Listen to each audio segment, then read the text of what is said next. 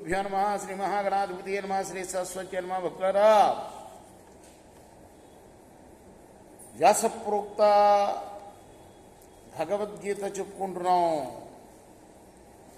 నిన్నటి వరకు ఒక అధ్యాయం పూర్తి చేసి రెండవ అధ్యాయంలోని 4వ శ్లోకం వరకు చెప్పుకున్నాం. ఈరోజు 5 నుండి కొనసాగిద్దాం. కొనసాగించే ముందు గీతమ్మను ప్రార్థన చేసుకుందాం.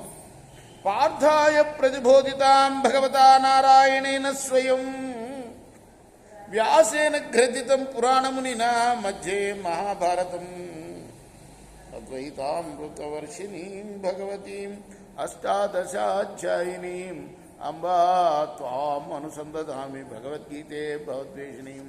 శ్రీకృష్ణ పరబ్రహ్మణే నమః. యేషాం త్వంతగతం పాపం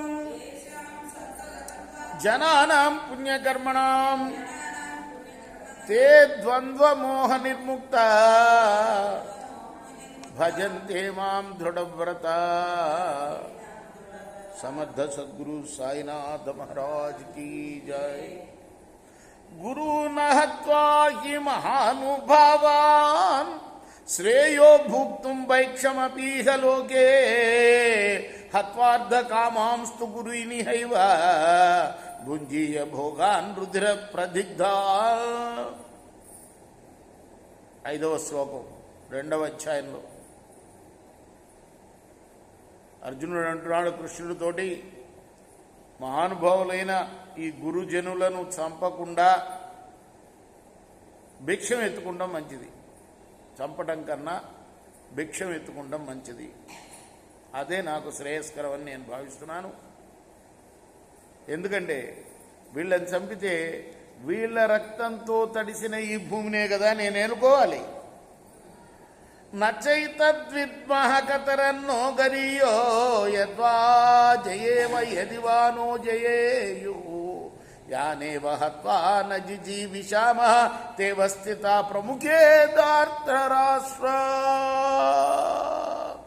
యుద్ధం చేయటం శ్రేయస్కరమా, మానటం శ్రేష్టమా అనేది నాకు అందుపడటం లేదు. అలానే యుద్ధంలో వాళ్ళని జయిస్తామా, వాళ్ళు మనల్ని జయిస్తారా, ఇది కూడా ఈ విషయం కూడా మనకు తెలియదు కృష్ణ. అయితే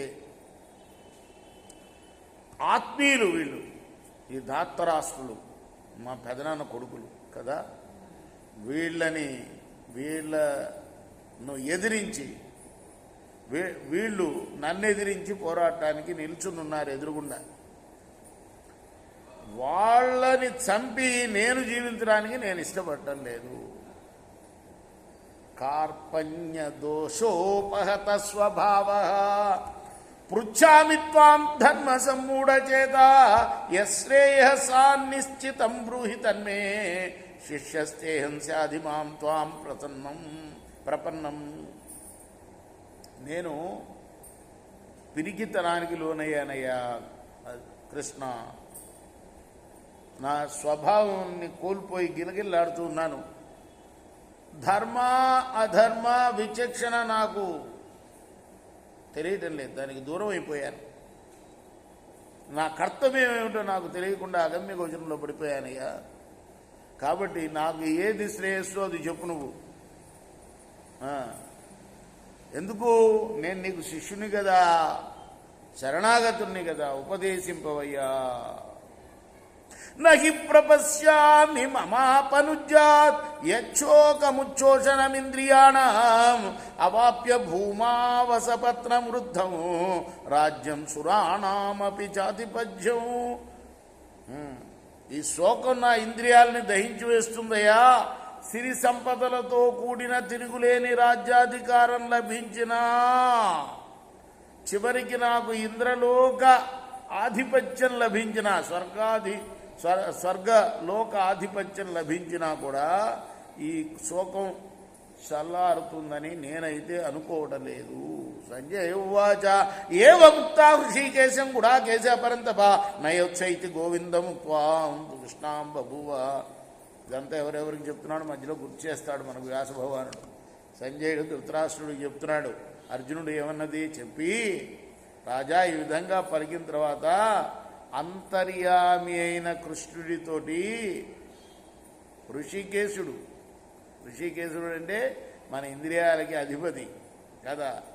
ఆయనకి అర్జునుడు అంటున్నాడు, ఇదంతా చెప్పిన తర్వాత నేను యుద్ధం అయితే చేయనయ్యా అని మళ్ళీ ముడుచు కూర్చున్నాడు, మౌనం వహించాడు.